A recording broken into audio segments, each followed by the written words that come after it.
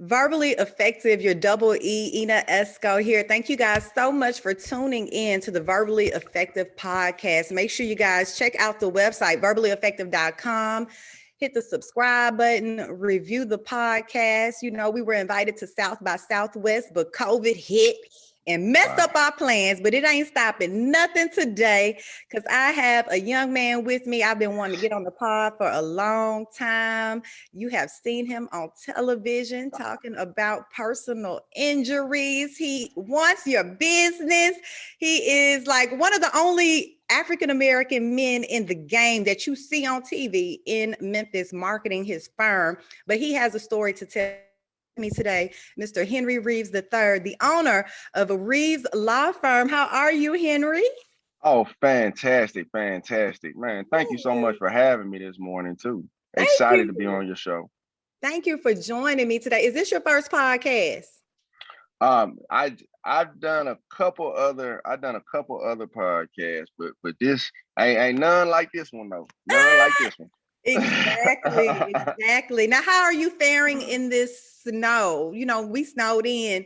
I'm pretty sure you're at the house or at your law firm. I'm not sure. Oh yeah, I'm at the house. I was like a crazy. I went out there trying to get to work yesterday. I went to work and I end up coming back at around 11:30. I came back home and it was so bad. Like I did like a 360 on meal branches. Luckily, no one was there. Oh yeah, complete Oh, on wow. that. Yeah. You know, Memphis So not used to this at all. nah, it's not so much the snow as it is the ice. That ice something serious. So all y'all don't be like me. Y'all stay home. I don't want y'all to be my client that bad. Now stay home. Stay up in the house. Look, I was about to say, you gonna increase your clientele, Mr. Hey, I rather them folks stay at the house. Keep your tail in the house right now. Right. Y'all stay at the house, but we about to get started with Henry's journey. What part of Memphis are you from, Henry? Actually, I'm from Mississippi. I'm from Benton County, Mississippi. It's a neighborhood called the Dead End. I was born here in Memphis, and so growing up, I had lots of family and stuff in Memphis. We're probably about 45 minutes outside of Memphis. So, when we went to the mall, like Southland was the mall that we went to. And my grandmother, a lot of her sisters, and she has sisters who lived in Boxtown and, our family in Orange Mound and Westwood. So I was, pretty much back and forth. Okay. And did you eventually move to Memphis? Yeah, I moved to Memphis I've been living in that Whitehaven community probably for about 12, 13 years. Like this is where I've been situated, Whitehaven, Westwood area. Gotcha. So, I mean, how was it growing up in Memphis with your family in Benton County, Mississippi? Mm-hmm. Like, describe to me your family unit growing up. Yeah, well, my family unit, I'm, kind of like you, how we were talking. My father was in the military, as well. So we end up getting deployed quite a bit. So as I said, we, born in Memphis, we end up going to the first base that I can remember. It was like East Palo Alto. So it's in like Oakland. Mhm. It was a naval base out there. Spent some time out there, then to Japan, then to San Diego. And it's a situation of like every now and then I'll come back for a summer or a couple grades. I would come back for a year and I would stay with my grandmother back and forth. I mean, it was the time I spent here, I think it was great for me. It was a lot of family and stuff like that. However, there was definitely some adversity. I think that anyone who grew up kind of in our time, was in the midst of the crack epidemic and whatnot. And so like my neighborhood on the Dead End is like literally I could go to every single house and there's someone there either, smoke crack or they sold crack. Yeah. And so that it weighed so heavily. I got older, before I realized that like, okay, well, yeah, you grew up in the middle of a crack epidemic. Like a lot of that stuff that that you saw and that you experienced, like it wasn't normal. However, to a lot of people situated such as myself, to a lot of people in Memphis and around here and in Mississippi and stuff like that was extremely normal. My story people talk about my story, but my story is not unique because the majority of the people who I know, they've had similar stories or worse. Right. Right. It was systematic, right? Yeah, I definitely feel it was a systematic. It was kind of a perfect storm. Kind of when crack was introduced in these neighborhoods, there was already this economic imbalance there. So bam, so it hit kind of on both sides. It's the people who are they're oppressed, they're fighting discrimination and stuff like that. So they have opportunity to get away by getting high, but then on the other end, people look at this as like, man, here goes us a rope, economic. I can sell dope and I can feed my family. I Right. can, one of my uncles, it's the thing growing up that was kind of unique for me, that kind of benefits me to this day, is the fact that I was kind of exposed to both sides, of the game. So it's like my father, who was in the military, I'm talking about absolute perfect father, leave it to Beaver, type growing up situation. So he gets, he got addicted to crack and stuff like that. So I kind of saw firsthand kind of the negative aspects of crack and crack usage, and I saw like how it can destroy and dismantle the family. And it's pretty much the largest reason why I never sold crack or anything like that. But then at the same time, it's like people who I love, who I had like my uncles and stuff like that, who were selling crack. And Mm. so, it's very easy to be the child of of someone who's addicted, to demonize, the drug dealers and stuff. But I mean, me being related to both sides, I kind of, got to see, both sides and just understand the different intricacies. And so the mass incarceration, the second wave that came after the crack epidemic, Yeah. it was just as damaging, to the Black community. So it's like everyone who I grew up with, like all my cousins and my friends and stuff like that, they were all in the penitentiary. They were doing, big bids and stuff like that. And a lot of them, they were labeled with this felonies, before they even started. Like I'm 40 years old now, and I got family who've been felons for 17, 18, 19, 20 years before they got a chance to go to college and get a career. It's like it was, kind of predestined. Like this is the lane that you're gonna have to take now, because you're a felon.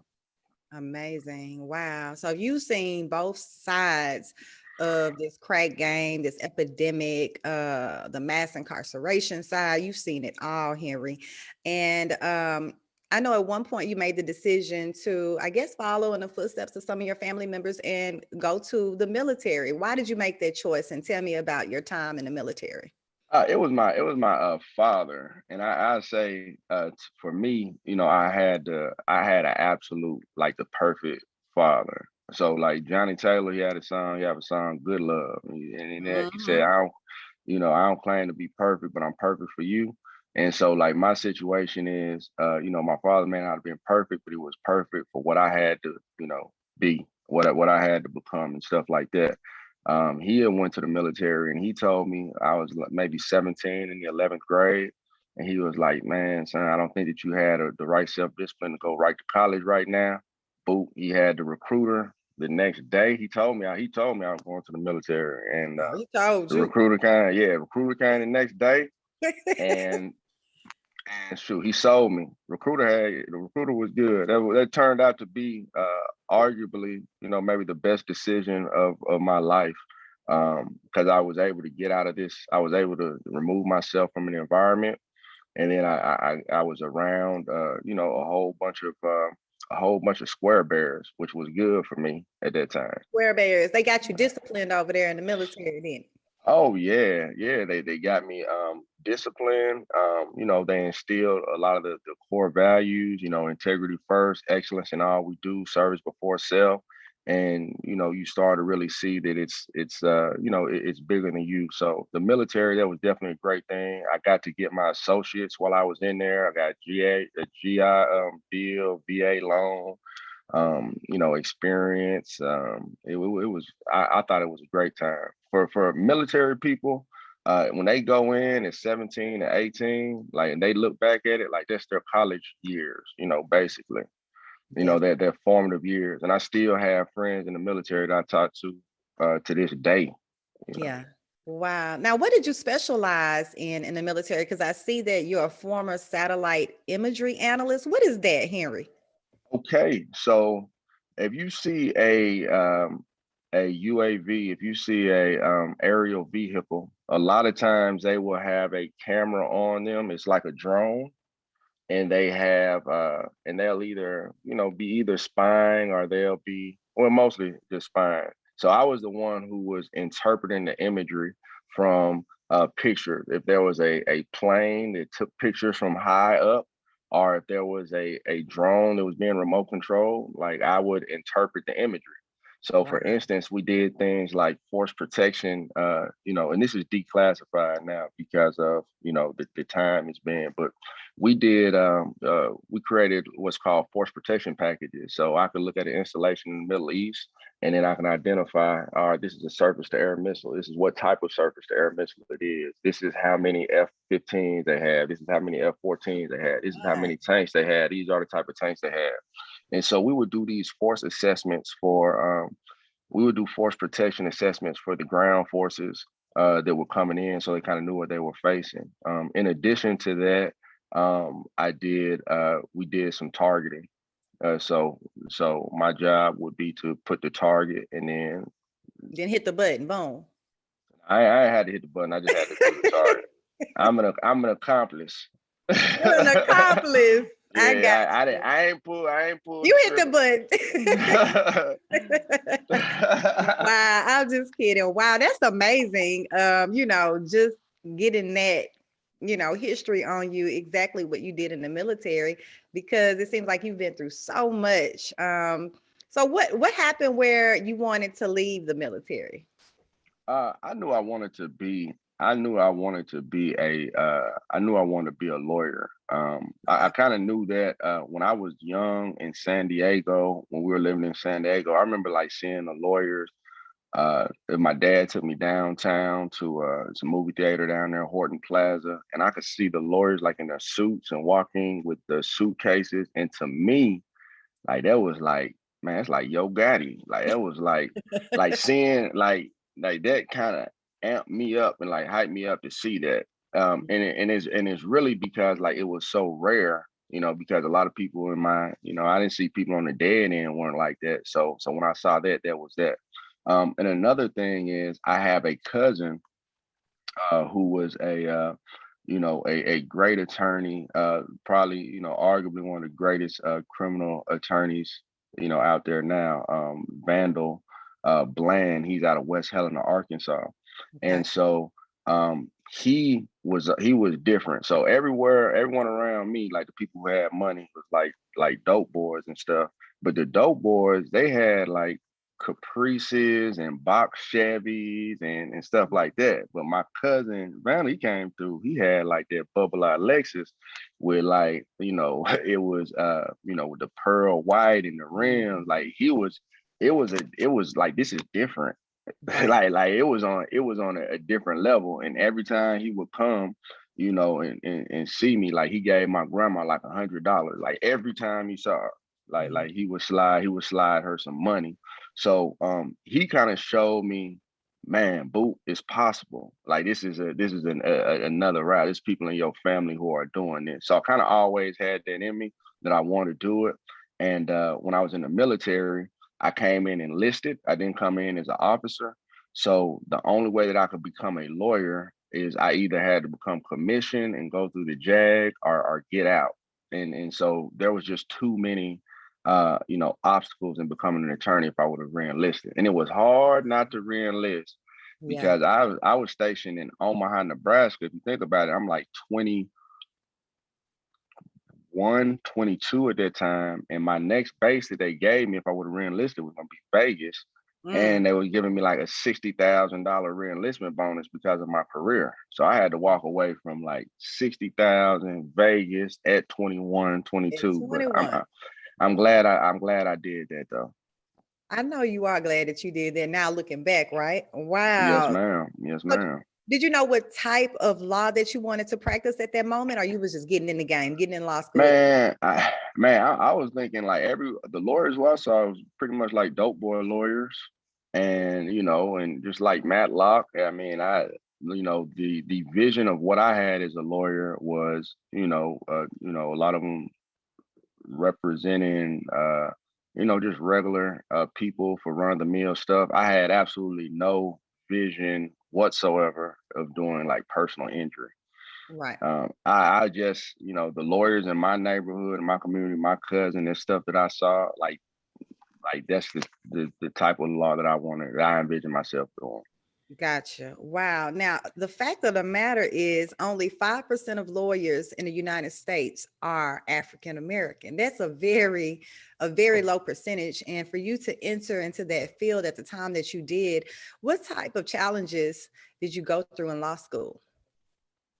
And see, if we think about like the stuff that we went through, just being, black and growing up and going through it, it's like, man, I literally had I was like literally involved in conflict and Operation Enduring Freedom and stuff like that. So, like, by the time I get to law school, I was working. Like, when I was in high school, I've always had a job. Like, law school was literally the first time in my life that I was just like a student. Really?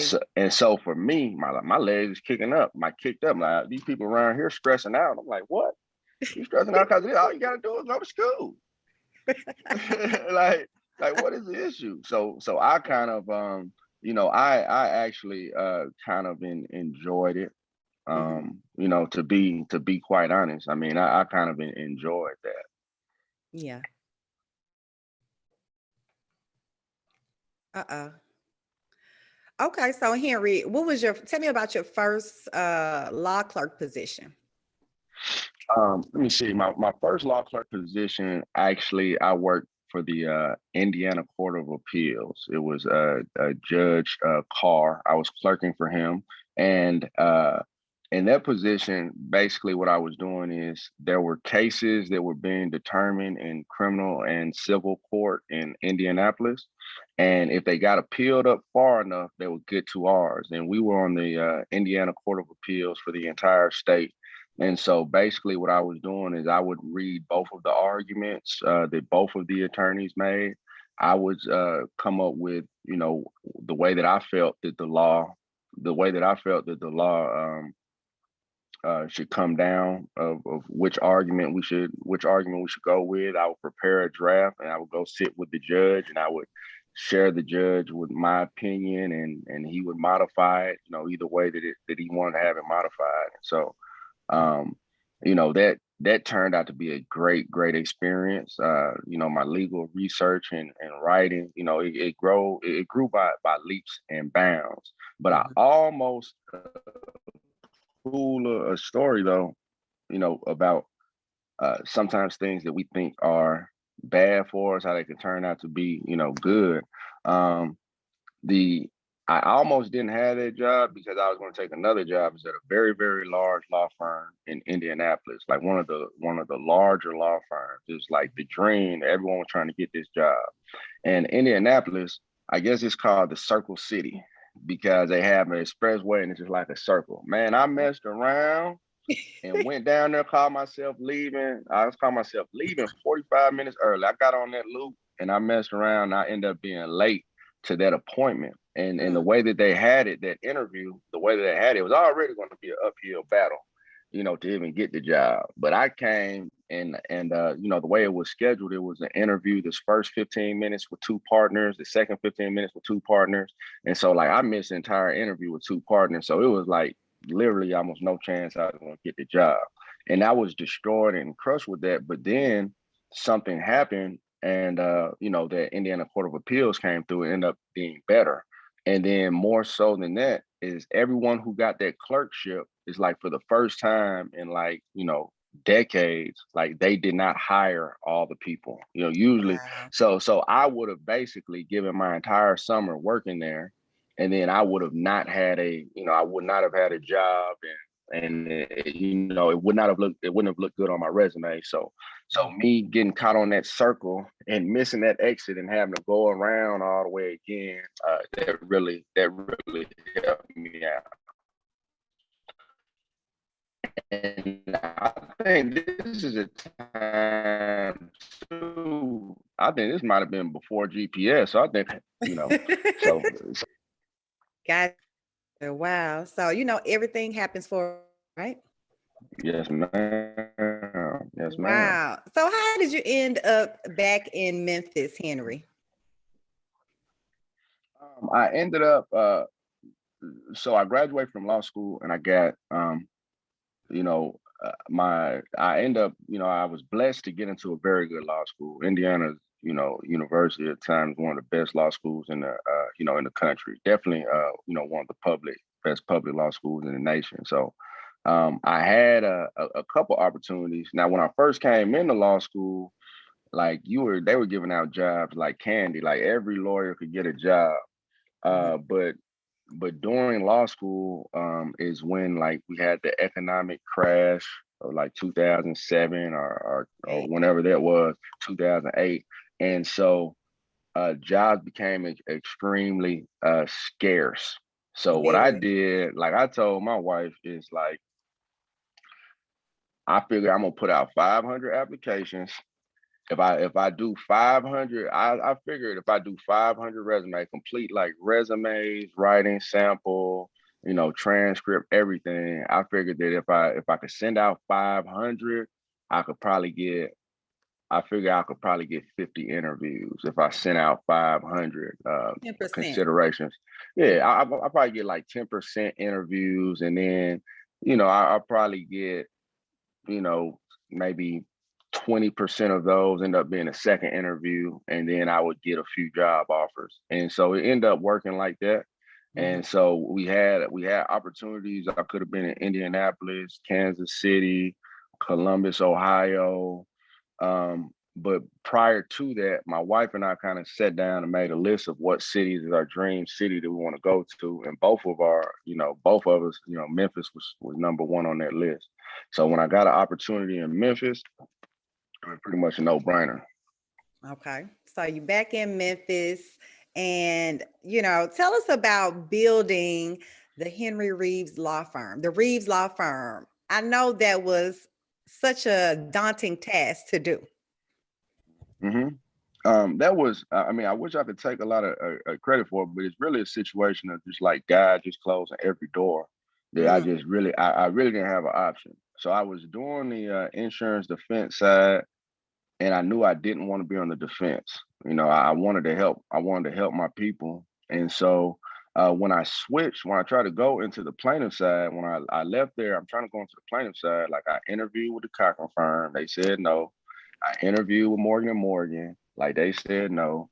And the last place that I went to was Corey B. Truss. NST sat down with Corey B. Truss and Aaron Saharovich, told them my story. And hey, man, this is what I could, bring to the table. And, I could do this, I can do that. And they kind of looked at me, Aaron Saharovich was like, well, if you can do all that, what do you need us for?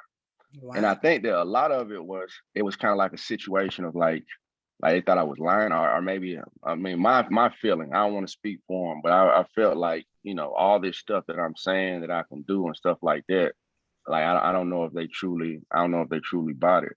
But once he said, like, what do you need us for? I was like, my mind, like, man, you're right. And that's the last interview I ever did.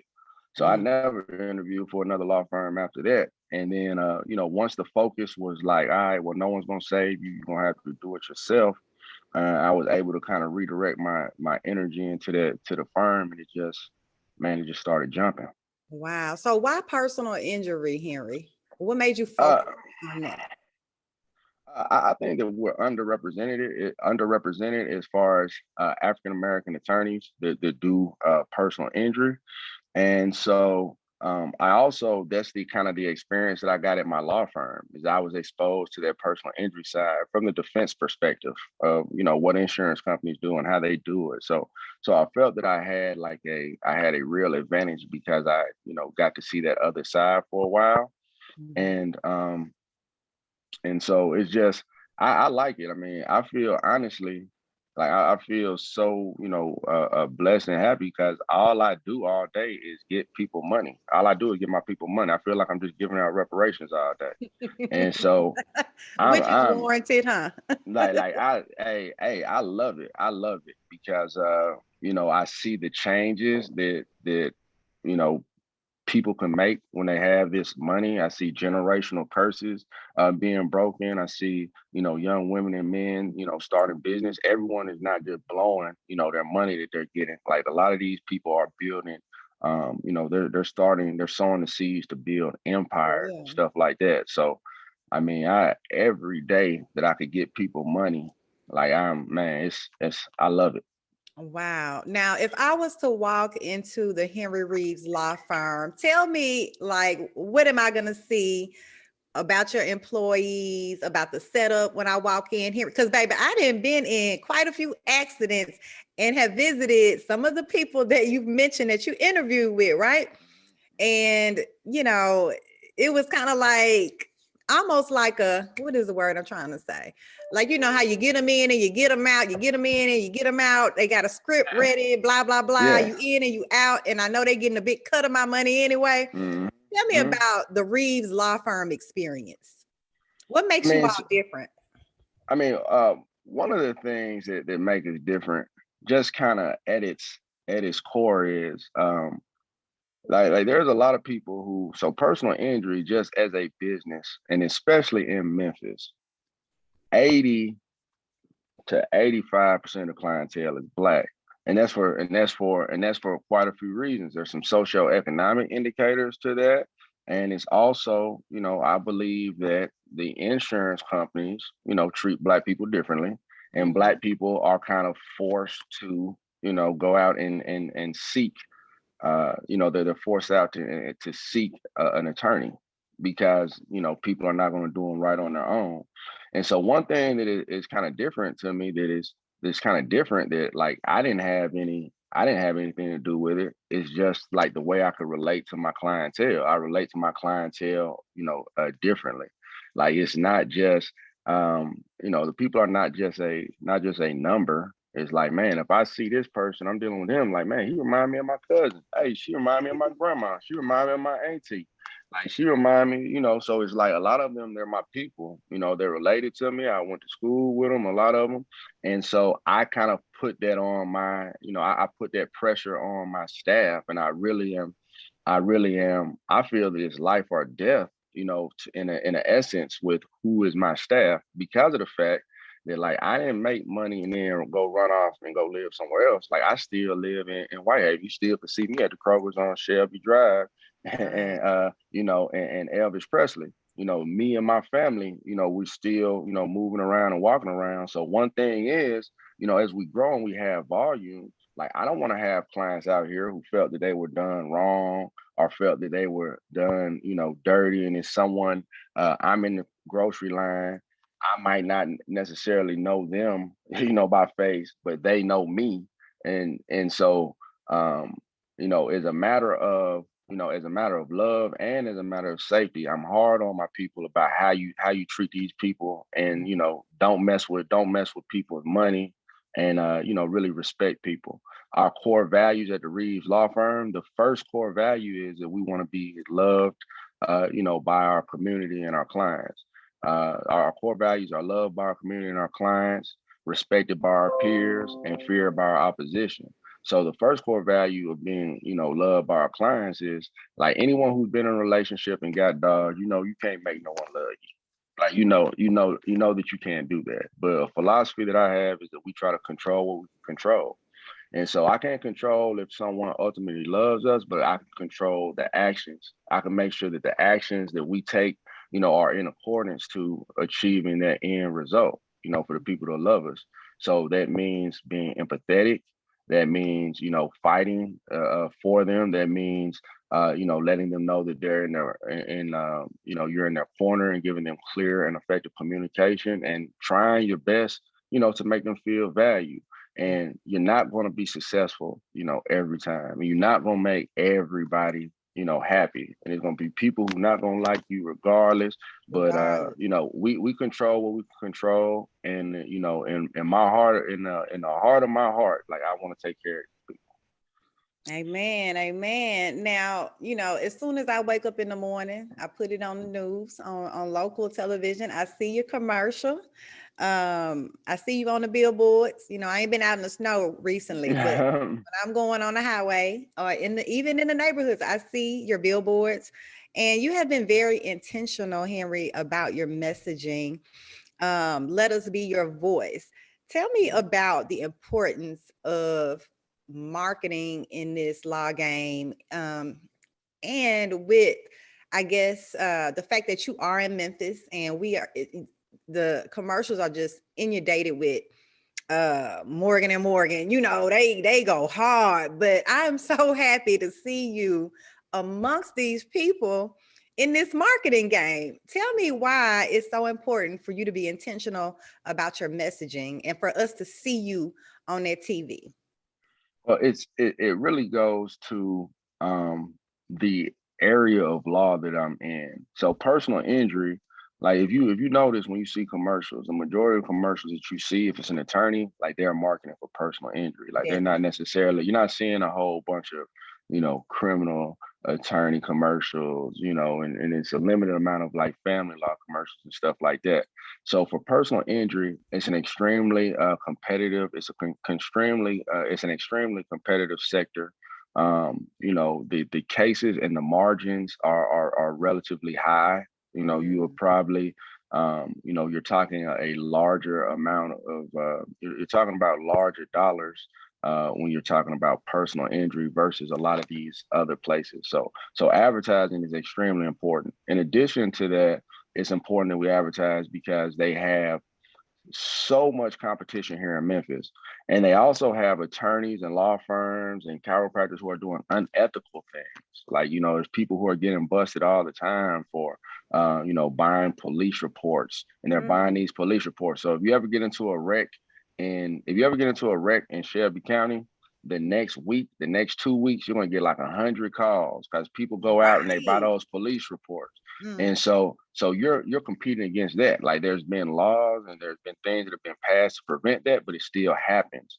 And so people who go to those solicitors and they get taken, they end up getting hurt because the insurance companies know, like, which of these physical therapy providers are doing soliciting and stuff like that. And they have something that's called a special investigation unit.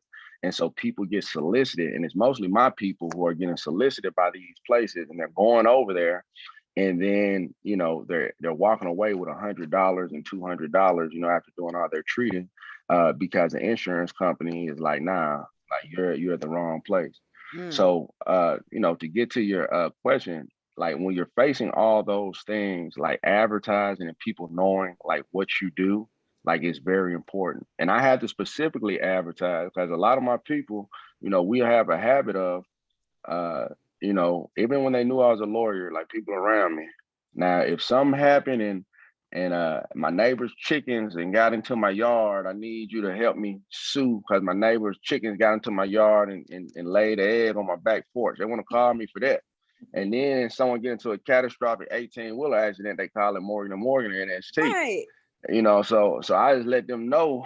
So as far as my advertising, like, this is what we do. Like, we focus on that personal injury. You do have options, who you can go to and who you can use. And so advertising is pretty much the way to get out there. And if you want to do it legally and you want to do it ethically, like, you're gonna have to play, you're gonna have to pay the game, and you're gonna have to advertise. Yeah. Wow. And you know what? We don't see a lot of the theatrics that we see in those other commercials on your specific commercials for Reaves Law I feel Firm. it's And disrespectful. yeah, I feel it's for me. Like, I see that stuff, I feel like it's condescending because I'm like, man, okay, well, this is a professional service, and look how you're marketing to us. So basically, you're saying that you feel that's how you need to talk to Black people. So if someone has their wife is laid up in the med, their wife is laid up in the med because she done got hit by a drunk driver. Like, so you think the solution for that is that you should rap to her? Is that you should have a cowboy or an astronaut or whatever it is like They to go me hard. They go that hard. seems I don't feel that they would market to different people like that. Exactly. I don't feel that they would do that. So I feel that that's disrespectful. When I stepped out into the marketing, with the Reaves Law Firm, I ain't saying it's fair, but I knew from the beginning, this is our 10th year, we've been doing this. The thing about it, and with your podcast and you're an entrepreneur as well, is when you're a Black business, you don't just represent yourself. Mm-hmm. Like, you represent like Black businesses. Definitely. Like if your podcast, like if you're interviewing a lot of these people and we come and you're at your podcast and you're not, prepared, or you're rude, or you're like this, like they're not gonna say a verbally effective podcast is not professional. They're gonna be like, man, Black podcasters, I ain't gonna Mm-hmm. do no more. That's I the ain't gonna do first no thing more they'll say. Black. I ain't gonna do it. Like I need to go to this white podcast. They on time. They got all the stuff ready. The lighting Right. right. I feel you. So with that in mind, like I've always been like, I'm not like I know that you're not ever gonna stop people from saying the bad stuff. Like it's always gonna be, that stuff on, people are gonna say. But I do feel that I have a duty and responsibility to, try to the best of my ability to make my folks proud of me. Definitely. And Henry, let me ask you this. Do you feel that you have gained the respect from your competitors at this point in your career? Or do you even Nah, yeah, I mean, I do. I mean, I care about, the respect of, of my competitors and my peers. It's our second core value. I mean, because I might want to take a superstar from them. So I need to have my name need to be good in the, boom, boom? my name needs to be good there. But it's Got like you. one of those places but as far as getting respect, like I got that years ago. Because Yeah. anything like one thing that men lie, women lie, numbers don't lie. And they know that I'm a trial lawyer and I've gone to trial and I've got verdicts that ain't no one on commercials, TV has got, Mhm. has gone and stood in front of that jury and stood up and presented that case and went into that courtroom with my client and came out, victorious. So I got that respect a long time ago. So I told you, I ain't gonna drop no names, but I told you about, I listed earlier in the interview about 3 places that I went, I to remember. interview. And so I'll say that after I interviewed with them, it's probably a couple years I done got my firm up running. Like they circled back and came to me, want to be partners and want to have a partnership and, and merge and stuff like that. But at that point, I was like, I'm good now, buddy. I'm good. I'm on my way, sir. I'm good. Yes. And so yeah, I definitely feel that we got I definitely feel that we got the respect and that they and that we actually do have a piece of the market share here in Memphis. Definitely, definitely. I see it. I wish you nothing but the best too in your law firm. I know if I leave my driveway right now and get in a personal injury, I know who I'm calling. I just saw your commercial on the TV too. It just went by. But thank you so much for joining me today, Henry. But what I do want to know, lastly, is what does Henry Reaves like to do outside of the law firm? Tell us about like a typical weekend that you're having with your family. Like, what do you like to do to maybe wind down? That was tell us something we don't know about you, Mr. Reaves. Man, I hate to man, I feel that I'm a workaholic.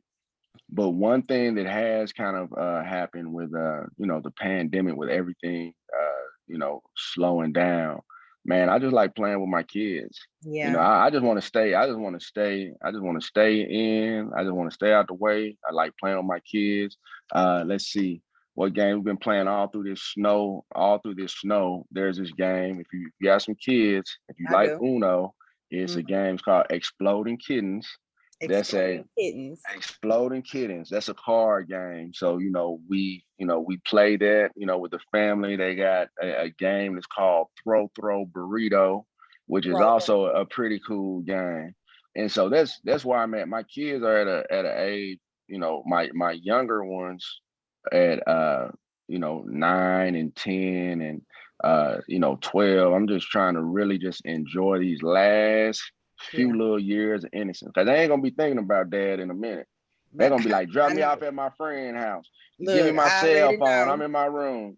I already So know. I want to I like spending as much time as I can with my kids. I'm a season ticket holder to the Memphis Grizzlies, so I definitely enjoy the Grizzlies. Excited to see what Taylor Jenkins is doing out there with John Moran and Jaren Jackson and Dylan Brooks. So I've been a long time Memphis Grizzly fan. Like, I was a Grizzly fan when we was like, man, I'm talking about before the Rudy Gay, OJ Mayo days. Dang, you Like, been a fan like man, fan. I've been a fan. Like, I'm talking about, I had my back up in the wall, to the ground house. I'm sitting with my back to the wall, and now we get to sit on the floor. So that journey has been great.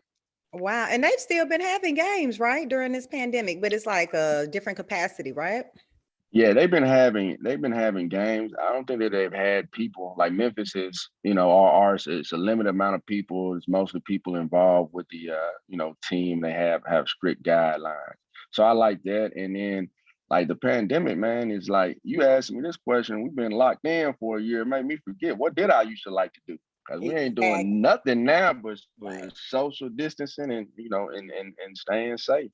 Yes. And now has, just what you mentioned, social distancing and staying safe, has that affected your business in any kind of way? Like with your communication to your clients? I mean, so when this pandemic, we were looking at the pandemic like when it was kind of overseas, and when it moved to the United States, and we had kind of been like looking at it and monitoring it, and we had prepared our remote backup plan for us to go fully remote. So we've been remote since March. So if you came to my office, it's pretty much no one there. And because of what we do, the majority of the work we're able to do, we're easily able to do it remote. We're still able to communicate with our clients, communicate with the adjusters and whatnot. We have, the biggest hit that it's probably had on us, not necessarily been with the signing of people or working the cases from the pre-litigation phase. It's the fact that there's been no trials for like maybe a year, Wow. So if we talk about having no trials, ultimately there is an effect on that, because at the end of the day, these insurance companies understand that there's no trials going. So like that trial is that's the only thing that can make someone do something. Like, we can negotiate all day, but when it gets to the point of when we want to make them do something, it has to be through a trial. And so not having trials for a year, that is not, that's not been good, for us or for our clients on that aspect. But every law firm is facing the same thing, and we're working very, very, very hard to try to make sure that our clients don't feel that. Gotcha, gotcha. Yeah, everyone has been impacted in different ways across the board, across industries. Now, tell me about your Unity campaign. I know you got stuff to do today, but I want to know about your No, Unity. I got you. I got you. I got you. I mean, the unity campaign, that we have going, like, it speaks on several levels. It's unity as a country. Um, you know, this country it's a country of immigrants, man. Like, everyone is from somewhere else.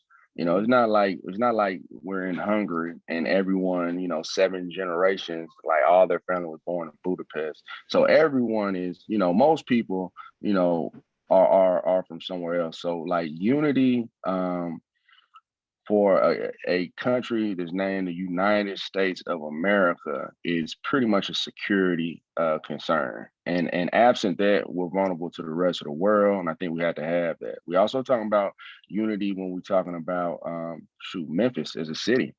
Is like if we're looking at, Memphis, Shelby County around here, so many people are focused on differences. They had differences in Washington, D.C. and the White House. But man, what does that have to do with us over here? Like we got to still live with each other. Now, if you've been going to work at FedEx on the line next to these these black people for 10 years, and so Trump is president, now you want to put Trump bumper stickers and have, rebel flags and stuff like that. Like how does that help us?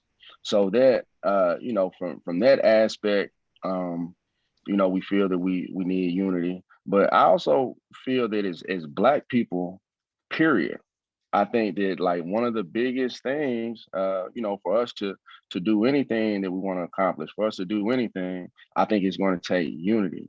I think that there is that we've been shown with the pandemic, so much magic, happened, during the pandemic and the civil rights movement that took place in the pandemic.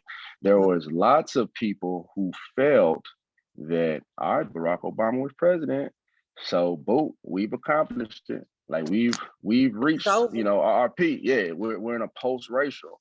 And the thing that with the George Floyd and the rise of Trump and stuff like that is any thoughts that we're in a post-racial society, like that was, that's destroyed. So now exactly, you kind of know exactly what we're in. And so I felt that was great in helping to unite Black people, because a lot of that stuff showed you like, man, you Black and we in this, and your kids are Black and we in this together. And, the question we have to ask ourselves is like, do we want our children to be having to march for please stop killing us? Please. Yeah. Our lives matter. Like we literally is the only people talking about like our lives matter. Like and people are fighting us if we say that our lives matter. Like that's a political thing.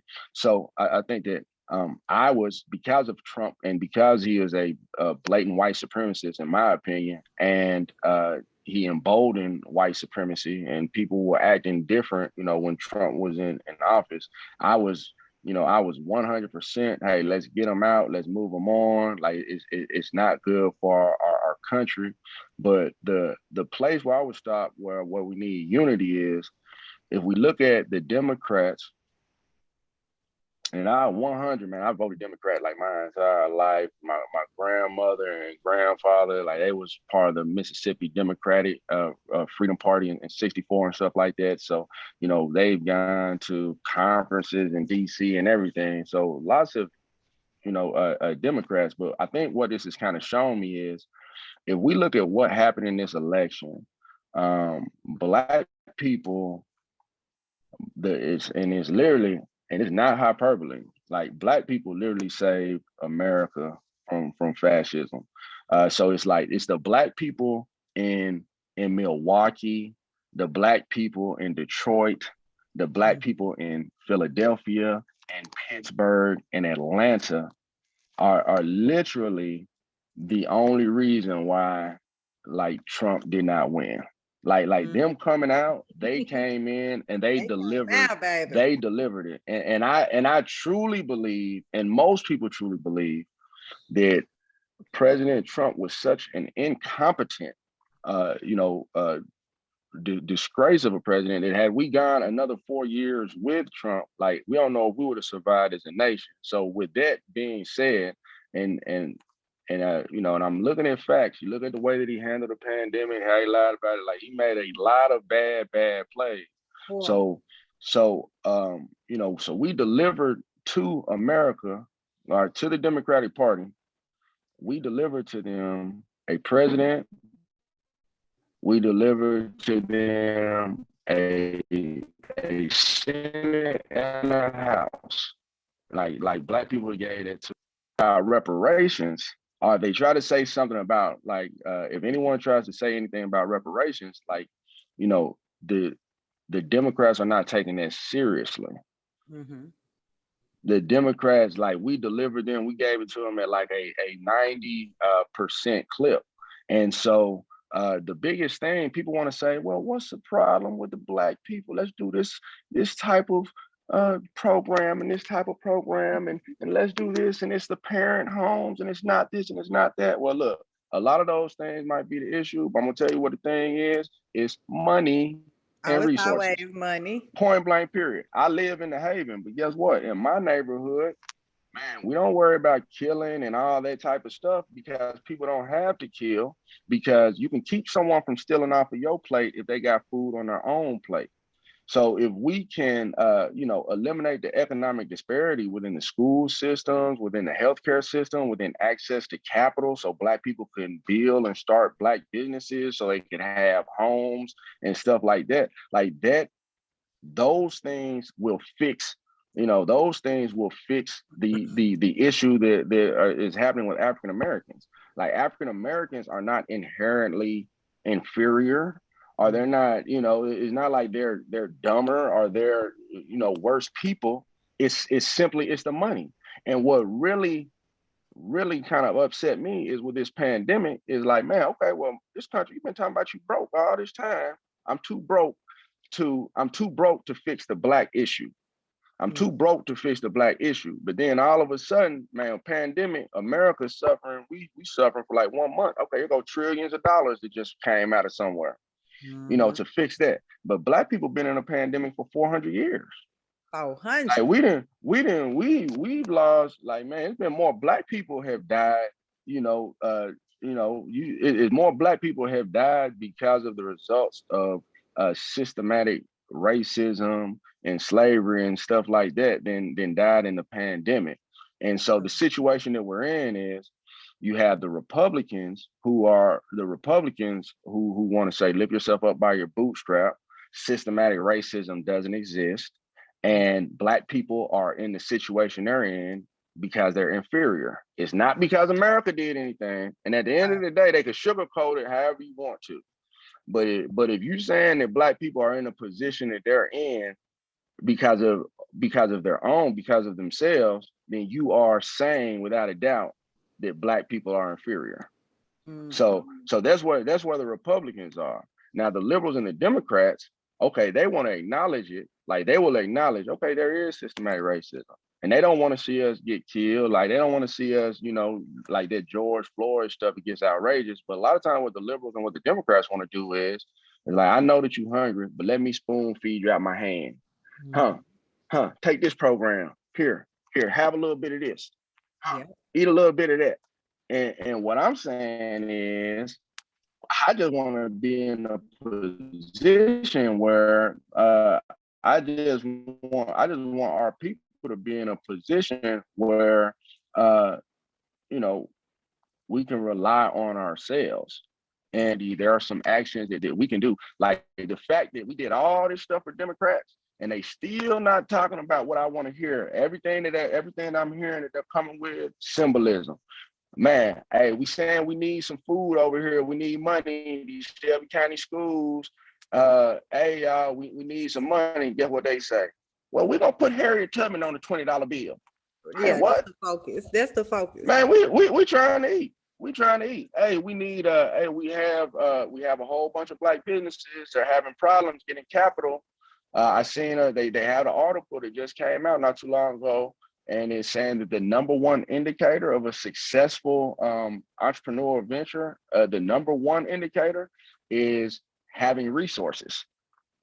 So it's like the family that you come from. Like, when you start your podcast, can you go to your daddy and be like, hey, I don't want to work. I'm going to focus on this podcast. I need you to spot me 50 stacks.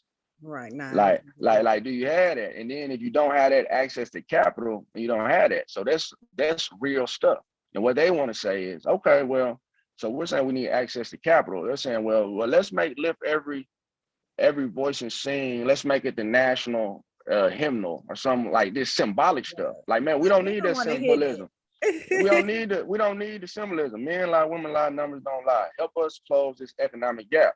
And if we utilize unity as a people, if we utilize unity, we can take some steps to kind of put ourselves in the best position. If we weaponize democracy, if we use, we're some of the only people who like, we don't expect, like what do we expect for our vote? All these people come out and say, vote for me, vote for me, vote for me. Hey, I promise you, man, I'm gonna do some good stuff for you when I get in there. Man, that's finessing. Man, I need to know off top. You want to vote? What are you gonna do? You know, how are you gonna do it? And that's how most people, and that's how most lobbyists, that's how most other groups approach. That's how most groups. That's how most groups, approach politics. But we as a people, a lot of times, like we put these leaders in positions, and we have these leaders in place, but and the agenda is kind of, and the agenda is secondary. So when we talk about unity, amongst Black people, if we look at Malcolm X, the ballot or the bullet, is we're still kind of in the same situation. Is that we do have common issues that we want to overcome, that the majority of Black people face. And guess what? And if you blessed enough and you done made it, and that don't involve me. I live in blanky blank, and I do this, I do that. Well, how about your cousins? Mm-hmm. How about your cousins' kids? How about your brother? How about your brother now? Okay, you done made it. Your kid go to Lausanne, but how about your cousin now? Mm. How about your wife? How about your wife's cousin? How about your wife's, niece and nephew? So unity is just thinking about us, all together, thinking about us all together as a whole, us uniting, us removing, those things that could kind of separate us so we can focus on a bigger issue. Some of the things that if Black people are going to overcome, and I'm going to tell you, it's going to be, I really don't have confidence that anyone else is going to fix it for us other than us. Because we've been begging and asking and begging and begging and asking, and folks and lived and died, and we've been begging and begging and asking. They pinch us off a little piece, pinch us off a little piece, pinch us off a little piece. So when we talk about unity, one of the things is Black people, we have such a huge thing to overcome. Like, we can't afford to be divided. So that means if you're, the division, we need unity, as opposed to division between, the poor or the hood Black people and the elite Blacks. Like, nah, we need unity. We need to be on the same page. The Christian Blacks and the Muslim Blacks. Nah, we need to be on the same page. The gay, straight, man, like whatever it is, like we have we have a huge goal, and if we can unite and we can focus on the things, the enemies that we have in common, I think that we can be successful. But it's gonna only really be through unity. And wouldn't it be beautiful if the city of Memphis, like where they murdered the king, wouldn't it be beautiful if, like, out of that blood-soaked ground of Memphis, kind of arose, like, here goes the answer. Mm-hmm. Like, wouldn't it be beautiful if, like, Memphis showed the world, if Memphis showed America, like, this is how you do it. And I'm speaking from a place of, and when I speak of it, like, I'm speaking of a place of, they did that for me. Like, my clientele is 99% Black. So it's Black unity that took my kids off of WIC, you know what I'm saying, and put us in a position, where we could hire people, where we're one of the largest, Black-owned personal injury law firms in America. Like that, this unity and stuff that I'm preaching of supporting, like, Black people, like, they did it for me. Yeah. Like, my life is completely, like, I am a living example of, like, what happens, when Black people, when they unify. And so unity. I want to build 1,000 more, like, huge, like, Black businesses that are able to hire people and give people opportunities and you can put your nephew on, and you can make a call, and your kid could get in and get an interview and can get a summer internship. And we don't have to go in 2021 and be begging folks, can I please wear my hair natural? Can I wear locks? Can I wear cornrow? Please, sir, please, sir. What can I, like, man, no, I'm not trying to do that. I'm not trying to do that. I'm not trying to have my kids go through that. Other people are not trying to do that. And unity, man, let's get out here. Let's build some businesses. Let's build some empires, a nation within a nation. Yes, look, it seemed like you might get into politics soon, Mr. Reaves. Man, What you think? What you think about a political future? Man, what I think what Black people need, like, we got politicians and we have politicians, we have preachers. I think we need businesses. I think we need industries. I think we need, infrastructure. I think they need that, as much or more than anything else that they have. So, I mean, I'm never gonna say, never, for anything like that. But, right now, man, my focus is on my clients and, growing and building this business. I mean, I'm still hungry. I mean, I'm not satisfied. I'm happy, for where we've, came, and I enjoying that. But I mean, shoot, I just turned 40. So, I mean, in my opinion, I feel that it's a long way that I still have to go. So I don't want to get focused and looking at other things and drop the ball here. I got you. Well, look, you sure can talk. You could probably start a podcast under Ivy Multimedia. Let me know if you're interested in doing a podcast. Hey, I'm trying to give you your time's worth. I'm trying to give you your time worth. Yes, we have definitely enjoyed you. I need you to let the Verbally Effective audience know how they can get in touch with and keep up with Henry Reaves III. Okay, look, you can find us at beyourvoice.com. You can give us a call at 901-352-0333. We focus on personal injury as well as bankruptcy. So if you know someone who's been seriously injured, if you know, anyone who's considering bankruptcy, make sure that you just give us a call and we will take care of you to the fullest. One thing that you know for sure is that the owner, and I am the owner, because this thing Black people will try to say is, oh, he just a face. He just out here advertising for the billboards. There's some white folks on that place. I'm gonna tell you, 100%, Reaves Law Firm, I own that. Yes. I own it.